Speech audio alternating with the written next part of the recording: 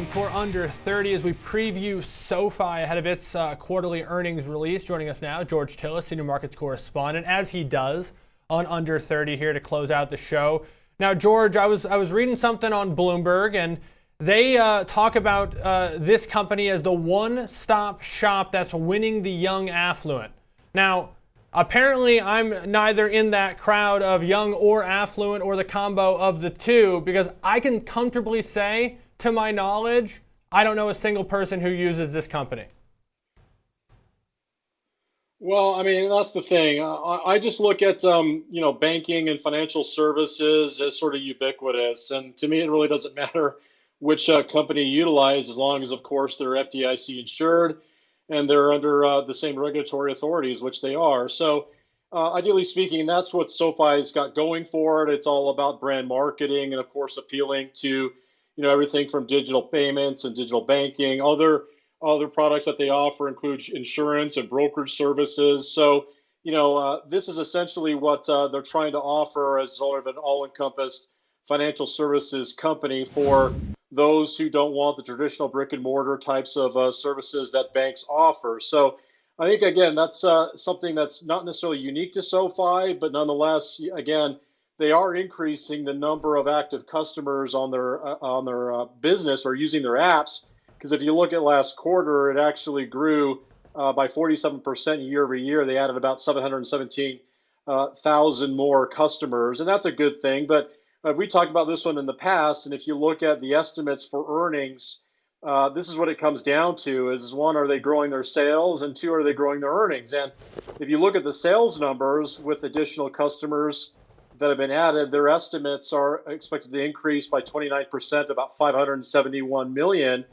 But at the same time, the adjusted profits are expected to be zero or break even. And again, that's going to be a challenge, especially when you're trying to grow your business. While at the same time, just look at the regional banks going back to the first quarter and maybe in the second quarter of last year where they have struggled. They haven't recovered the majority of those losses since then. So you got to think about these businesses like SoFi that are growth businesses, but they're growing essentially amongst a very large competitive landscape. And I think that's still a structural challenge for the company. Yeah, George, I completely agree. And I think that what this company was riding on going into this year was the fact that it was really set to benefit from some of these resumption of student loan payments. And that tone seems like it's shifted a little bit here. I think it's too early in the year, obviously, to say that like they couldn't still be beneficiaries, but was just that some of this hype maybe a little bit overdone now. That's the thing. Yeah, I think early on, obviously, there was a big move when the student loan pause was reversed and, of course, payments resumed. I think it was back in October of last year.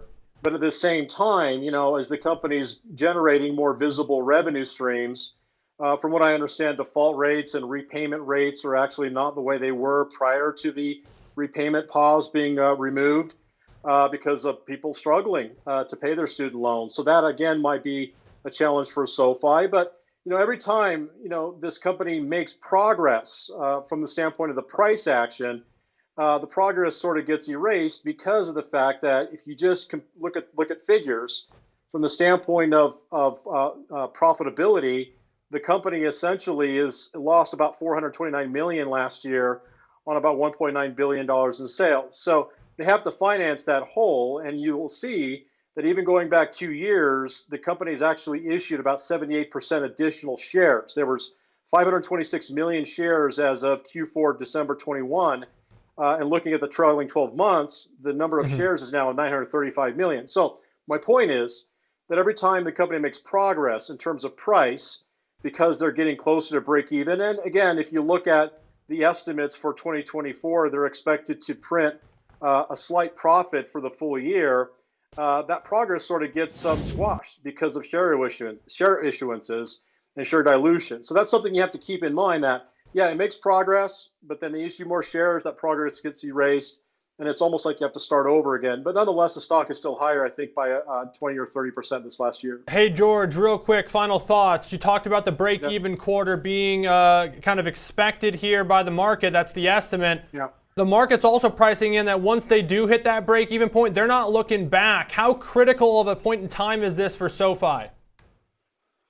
Well, it is very critical, I think. I think if they fix their student loan, portfolio, they get that right size. They demonstrate that they're cutting operating expenses, and I think that's going to be a big thing to keep in mind for this quarter upcoming, because operating expenses last year were 2.1 billion, and they only generated 1.9 billion in sales. So you can actually see that operating expenses need to come in line. So this is the quarter to actually demonstrate that, especially with the estimates being break even for the quarter and for 2024 full year. They are expecting, at the very least from what I see, 6 cents of total profits on an adjusted basis. Yeah, I think a really good point. We'll obviously be watching those results. And we know this name is volatile, so even though we're lower today, we could always see things completely change once we get those quarterly results. We appreciate the breakdown, though. As always, have a wonderful weekend. George Tsilis, Senior Markets Correspondent here for the network.